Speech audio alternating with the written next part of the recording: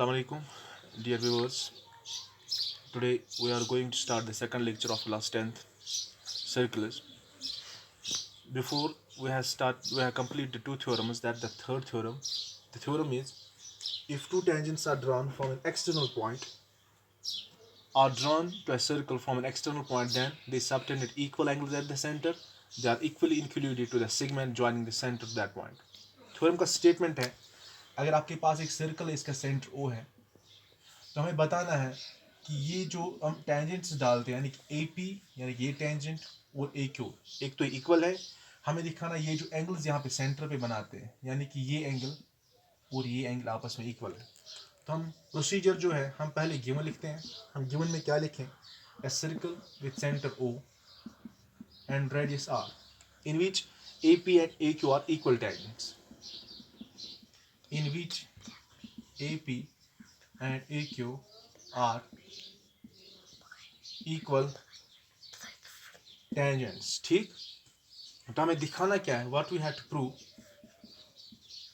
We have to prove जो centre पे इसने एंगल्स बनाए, that means we have to prove angle A O P is equal to angle A O Q. First part, हाँ, they subtend equal angles at the centre, यहाँ पे आप देख सकते हो। और इसका जो दूसरा पार्ट हमें प्रूव करना है कि ये यहाँ पे यानी कि एक्सटर्नल पॉइंट पे जो ये यहाँ पे भी इक्वल एंगल्स बनाते हैं, यानी कि ये एंगल इस एंगल के बराबर है। हमें दिखाना है angle O A P is equal to angle O A Q. Important theorem. तो कंस्ट्रक्शन में आप क्या करें? कंस्ट्रक्शन में आप लिख सकते हो जॉइन ओ पी यानी कि इस रेडियस को हम ज्वाइन करें, हम ओ क्यू को ज्वाइन करें एंड ओ ए को ज्वाइन करें। ठीक, इसके बाद प्रूफ में हम दो ट्रायंगल्स देंगे। जो हमारे पास ये ट्रायंगल जिसको मैं ब्लू मार्कर से शेड करता हूँ, और ये वाला मार्क, ये जो ट्रायंगल है, इनको हम क्या दिखाएं? कॉन्ग्रुएंट दिखाएं। हम क्या लिखें?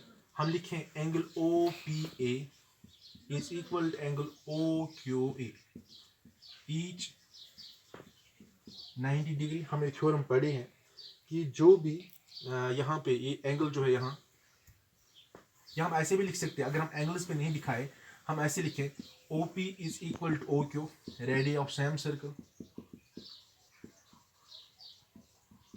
हाँ, हम लिख सकते हैं A P is equal to A Q, क्योंकि ऊपर गिवन है in which A P and A Q are equal tangents.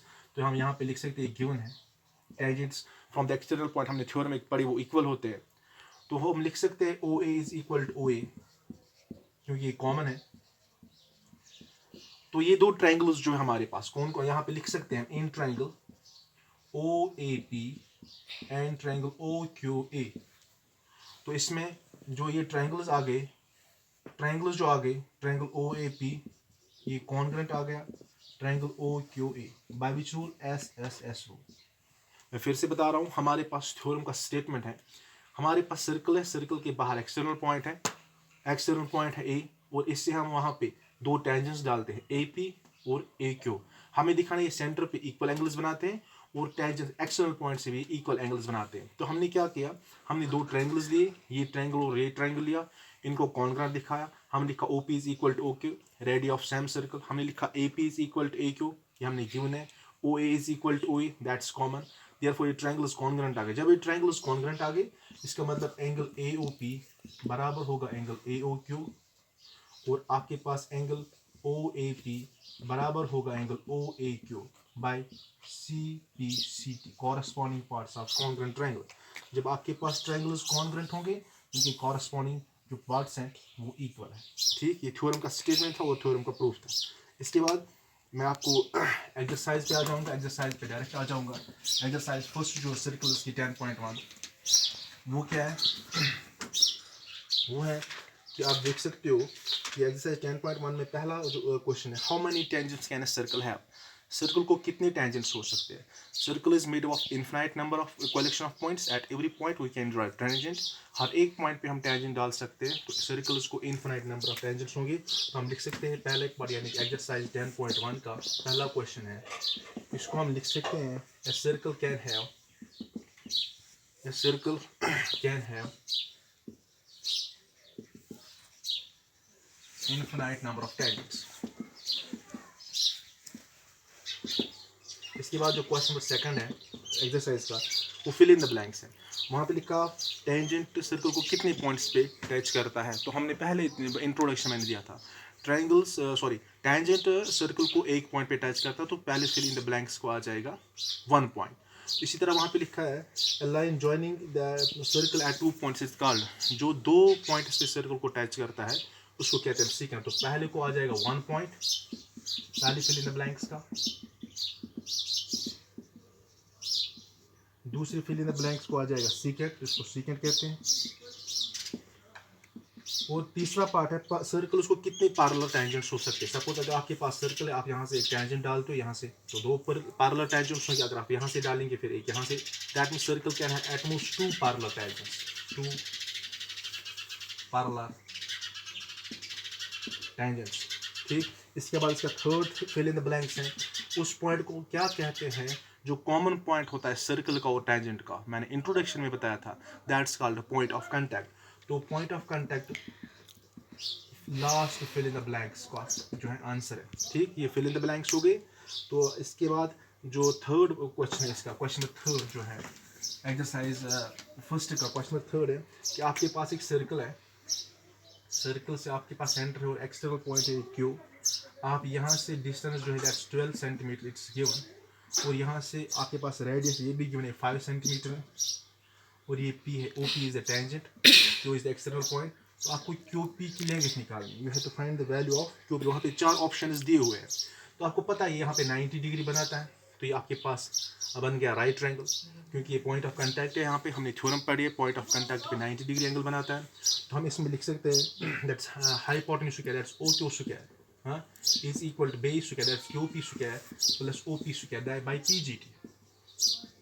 अगर आप देख सकते हो ओ क्यू का वैल्यू 12, ये बनेगा 12 स्क्वायर, क्यू पी का वैल्यू निकालना है, और O P is 5 centimetre, 5 square आ जाएगा, ये बनेगा 144, ये प्लस स्क्वायर ये 25 आ जाएगा।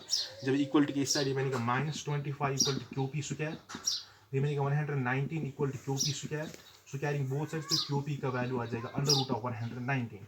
आप देख सकते हो आपकी टेक्स्ट बुक पे जो 4th वाला ऑप्शन है आपकी, इसमें पहला ऑप्शन है 13 सेंटीमीटर, दूसरा है, तीसरा है 8.5 सेंटीमीटर, और डी पार्ट जिसका दैट इज √119 सेंटीमीटर।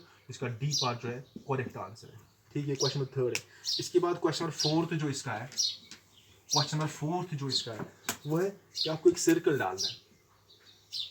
सर्कल को आप एक गिवन लाइन डालिए, ये हमारे पास मान लो एक गिवन लाइन है। अब इस गिवन लाइन को आपको 2 लाइन्स डाल दी, एक होना चाहिए टेंजेंट, एक होना चाहिए सीकेंट। सर्कल को आपको एक सर्कल डालना है, सर्कल को एक गिवन लाइन डालनी है।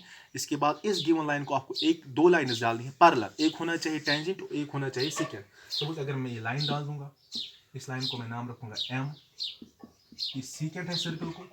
अगर आप देख सकते हो इस लाइन को पैरेलल भी है, और मैं यहाँ से एक लाइन डाल रहा हूँ, इस लाइन को मैं नाम रखूंगा एन। अगर आप देख सकते हो ये टेंजेंट है सर्कल को, और गिवन लाइन को भी पैरेलल है। तो हम क्या लिखें, हम लिखें here L is the given line, N and M are two lines parallel to given line.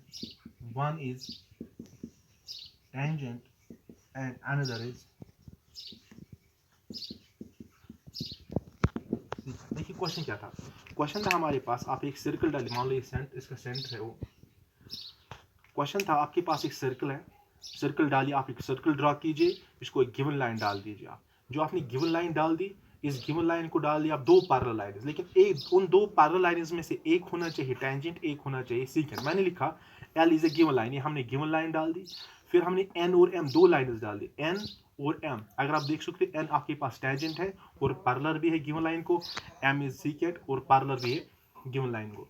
इंशाल्लाह Rahman in the next video we will start the exercise 10.2।